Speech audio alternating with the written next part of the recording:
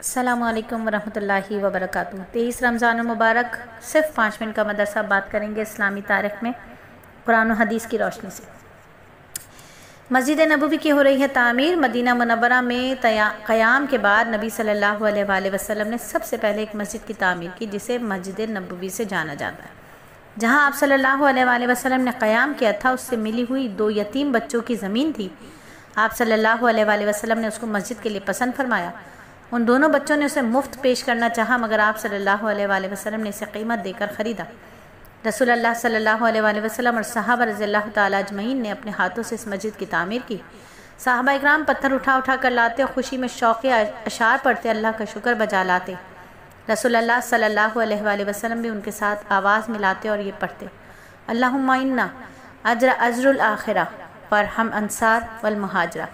اے اللہ اصل اجرت تو آخرت کی اجرت ہے، اے اللہ انصار و مہاجرین پر رحم فرما۔ یہ مسجد اسلام کی سادگی کی سچی تصویر تھی۔ اس کی دیواریں کچی تھی، اس کے پائے کھجور کے تنے کے تھے، اس کی چھت کھجور کے پتوں کی تھی، مگر اس کا امام اللہ کا نبی صلی اللہ علیہ وآلہ وسلم اور اس کے نمازی صحابہ اکرام رضی اللہ تعالیٰ اجمعین جیسی مقدس ہستیاں تھیں۔ اور اللہ کی قدرت دیکھیے کہ شہر مکہ میں بیت اللہ کے قریب ہزاروں سال سے زمزم کا چشمہ جاری ہے جس سے لاکھوں کروڑوں انسان پانی پیتے ہیں۔ ہمارے زمانے میں اس وقت تقریباً 30 لاکھ مسلمان ہر سال حج کے لیے جاتے ہیں۔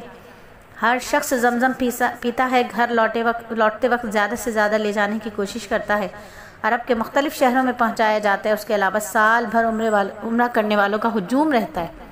یہ لوگ اللہ کی زبردست قدرت ہے، یہ اللہ تعالیٰ کی زبردست قدرت ہے کہ آج تک اس میں پانی کی کمی نہیں ہوئی۔ یقیناً یہ اللہ کے خزانے سے آتا ہے اور اس کے خزانے میں کسی چیز کی کمی نہیں ہے۔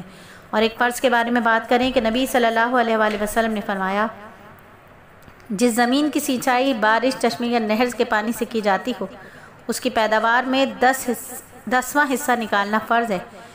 جس کی سینچائی کنویں وغیرہ سے، رہٹ یا ٹیوب ویل یا پمپ وغیرہ کے ذریعے کی جاتی ہے اس کی پیداوار میں 20واں حصہ نکالنا فرض ہے۔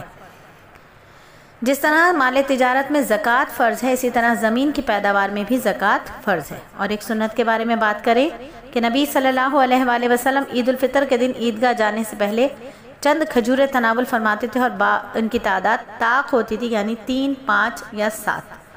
اور ایک بہت ہی اہم عمل کی فضیلت، نبی صلی اللہ علیہ وآلہ وسلم نے فرمایا: جو شخص فرض نماز کے لیے اپنے گھر سے وضو بنا کر نکلے تو اس کا ثواب احرام باندھے ہوئے حاجی کی طرح ہوگا، اور جو شخص صرف چاشت کی نماز کے لیے نکلے یعنی کوئی اور دنیا کا مقصد نہ ہو تو اس کا اجر عمرہ کرنے والے کے برابر ہوگا۔ ایک نماز کے بعد دوسری نماز ادا کرنا جس کے درمیان دنیاوی بات نہ کی ہو تو اس کا عمل علیین، جس میں نیک لوگوں کے ہی اعمال نامے لکھے جاتے ہیں، وہاں لکھا جاتا ہے۔ اور ایک گناہ کے بارے میں کہ نبی پاک صلی اللہ علیہ وآلہ وسلم نے فرمایا: سود کے 70 گناہ ہیں، سب سے کم درجہ ایسا ہے جیسے کوئی شخص اپنی ماں کے ساتھ زنا کرے۔ اور دنیا کے بارے میں میرے نبی نے فرمایا: اللہ کی قسم دنیا آخرت کے مقابلے میں اتنی سی ہے کہ تم میں سے کوئی شخص اپنی انگلی سمندر میں ڈالے پھر نکالے اور دیکھے کہ اس کی انگلی پر کتنا پانی لگا ہے۔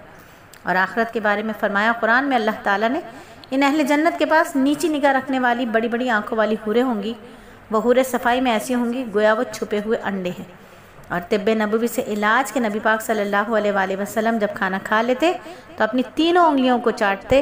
علامہ ابن قیم رحمہ اللہ فرماتے ہیں کہ کھانا کھانے کے بعد انگلیاں چاٹنا ہاضمے کے لیے انتہائی مفید ہے۔ قرآن نصیحت کرتا ہے: بے شک اللہ اور اس کے فرشتے نبی صلی اللہ علیہ وآلہ وسلم پر رحمت بھیجتے ہیں، اے ایمان والو تم بھی ان پر درود و سلام بھیجا کرو۔ الحمدللہ 5 منٹ کا مدرسہ صرف اور صرف 4 منٹ 3 سیکنڈ میں مکمل ہوا۔